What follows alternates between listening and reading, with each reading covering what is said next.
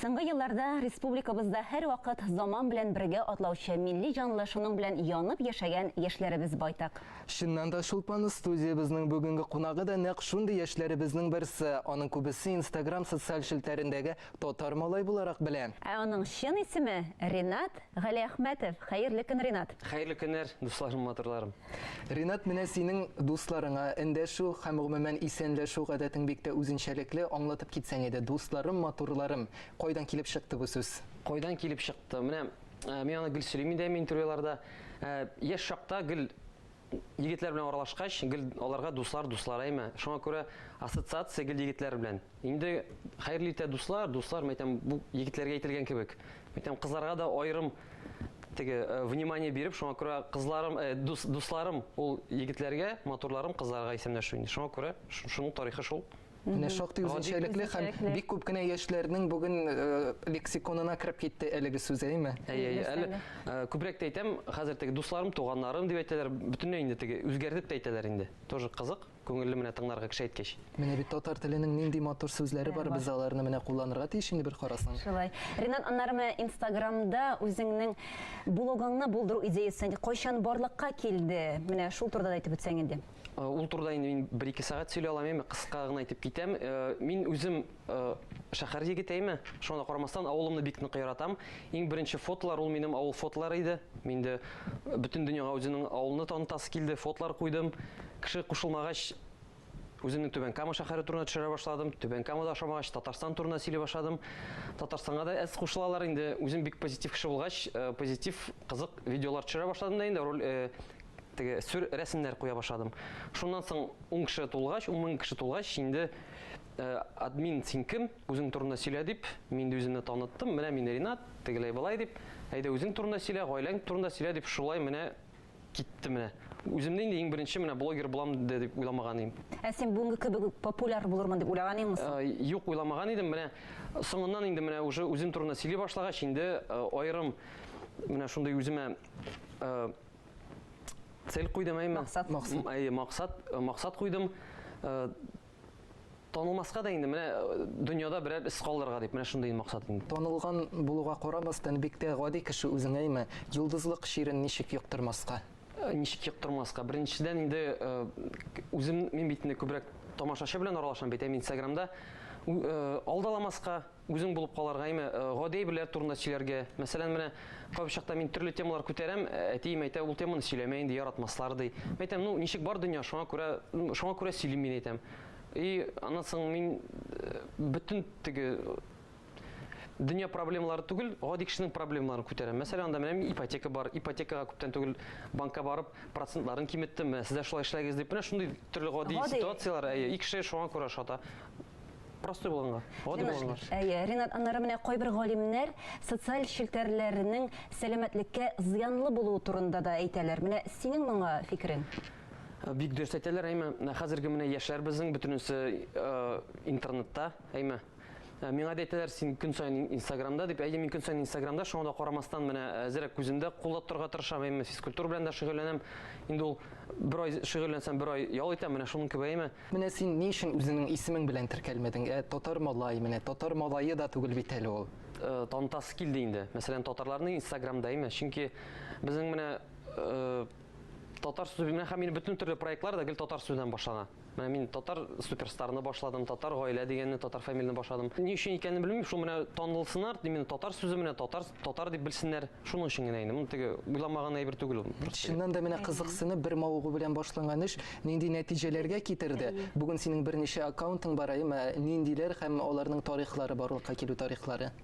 Беренчедән инде менә исегездә булса, мин бит инде танылып киттем әле, флешмоб җибәргәч, яраткан җырым дигән флешмоб. Җырлата башладым. Шуннан соң инде яраткан җырым дигән аккаунтны башладым. Кеше бик әз кушылды. Ну, җырлавын яратсалар да инде шундый бер альтернативтага кирәк иде. Аннан соң инде безнең төрле блогерлар кызык видеолар төшерә башлады, яшьләр дә, олылар да. Шуңа инде теге бер мәйданчык булып, аккаунтны үзгәрттем, татар суперстар булды. Шунда инде бөтен яшьләргә әйтәм, кызык әйберләрегез булса, җибәрегез. Инде аларны танытырга, алар үссеннәр дип менә шундый площадь мәйданчык була инде. Безгә яңа гына килеп кушылган тамашачыларыбыз, исегезгә төшерәбез. Бездә бүген кунакта Instagram социаль шелтәрендә иң актив татарча блогер, татар малай Ринат Галиәхмәтов. Без бүген аның үзе һәм эшчәнлеге белән танышабыз. Соңгы арада бик еш кулланыла торган төшенчә благосфера турында сөйләшәбез. Шуннан да благосфера соңгы елларда чәчәк ата һәм аларны әйтергә кирәк кем генә алып бармый да нинди генә төрләре юк. Хәзер без бергәләп танышачак блогер Башкортстан егете Рөстәм Нәбиев. Ул алып бара торган блог әле шушы көннәрдә генә илебез блогерлар арасында узган конкурста иң көчле рухлы блог номинациясында җиңде. Әлеге видео язманы әзерләүдә булышулары өчен без Башкортстан дәүләт телерадиокомпаниясенә зур рәхмәтләребезне белдерәбез. Хәер, 100 кат ишеткәнче бер тапкыр күрүең яхшырак диләр. Рөстәм Нәбиев турында әлеге язманы бергәләп карап үтик. Аннан соң әңгәмәбезне дәвам итәрбез. Язучы Фәнис Яруллинның язмыш синең тез астыңа китереп сукса, егылмасы өчен якасына ябыш, ташлар белән бастырса, шишмәгә үрелеп иреккә урга, нинди генә чиракта да җиңәргә өйрән, көчле рухлылар гына максатларына ирешә ала дигән канатлы сүзләре нәкъ менә Рөстәм Нәбиев кебек егетләргә карата әйтелгән дә инде. Әлеге кадрларда зур фаҗига 2015 елның 12 июлендә Омскида казарма җимерелеп десантчыларның хәрабәләр астында калуы сурәтләнгән. Алар арасында Рөстәм Нәбиев та була.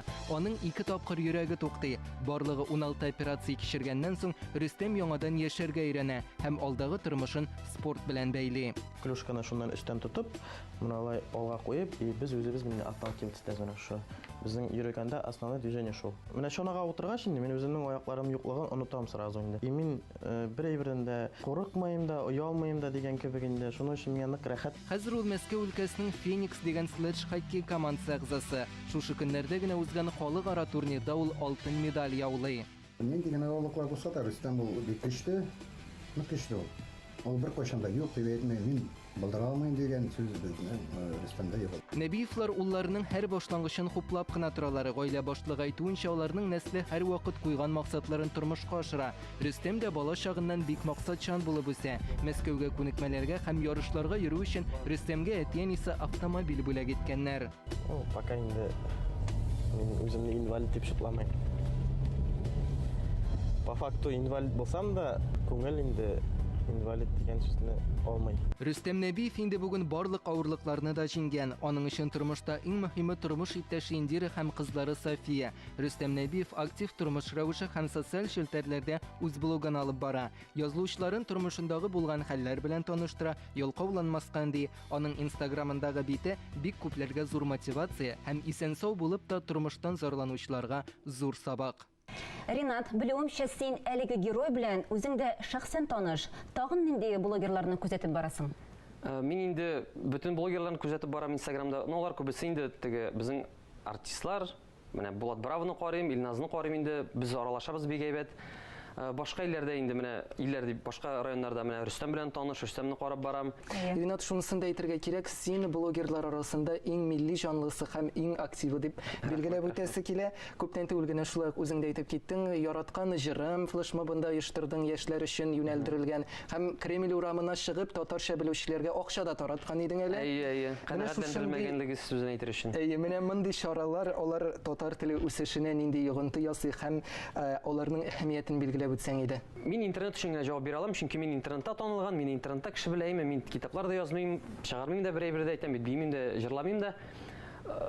Элекне карасаң, элек инде интернет бик татарча сөйләшергә оялалар иде, язырга оялалар иде, ә менә хәзер инде күпме менә яшьләр бар, әйме Күкмар районыннан бер малай вайннар төшерә башлады, әйме татарча вайннар, бик күңелле карарга, әйме аңа бер 10 яшь.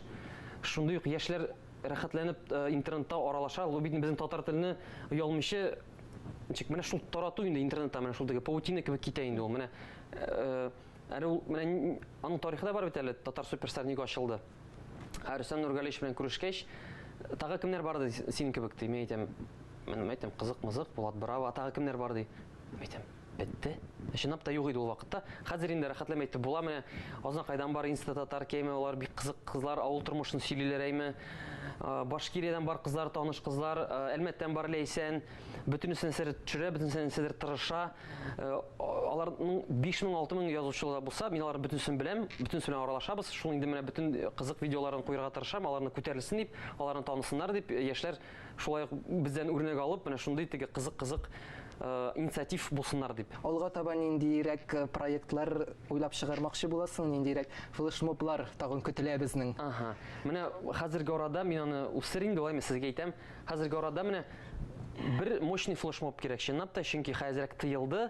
Мин аны уйлыйм инде, или яңа елдан соң эшләргә әзер кирәк бер нәрсә, шулай безнең теге татар халкын әзер дулкынландырырга, чөнки менә төрле проблемалардан соң инде теге безнең тел бетте дип юк, бетмәде. Менә яңа шундый теге фишка кирәк. Алла бирсә табырбыз. Ул турыда минем төрле фикерләр бар, әйе. Шушы гади телефон аша бөтен дөнья белән сөйләшеп була һәм бөтен дөньяга үзеңне танытып була бит, әйме? Татарча видеолар бөтенесен шуның аша эшлисең бит инде. Бик дөрес. Хәзерге вакытта төрле приложениялар бар, әйме? Анда бөтенесен итеп була, үзгәртеп була тавышны, кыяфәтне.